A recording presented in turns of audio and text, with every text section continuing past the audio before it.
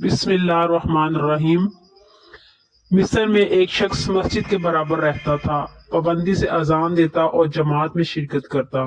चेहरे पर इबादत और अतात की रौनक भी थी। इत्तेफाक से जब एक दिन अजान देने के लिए मस्जिद के मीनार पर चढ़ा तो करीब में एक ईसाई शख्स की खूबसूरत लड़की पर नजर पड़ी, जिसे देखकर वो इस पर दिलो जान से फरेफ्ता हो गया और अजान छोड़कर वहीं से सीधा इसके मकान में पहुंचा। लड़की ने इसे देखकर पूछा, क्या बात है, मेरे घर में क्यों आया? उसने जवाब दिया, मैं तुझे अपना बनाने आया हूँ, इसलिए कि तेरे हुस्न जमाल ने मेरी अकल को माफ कर दिया है।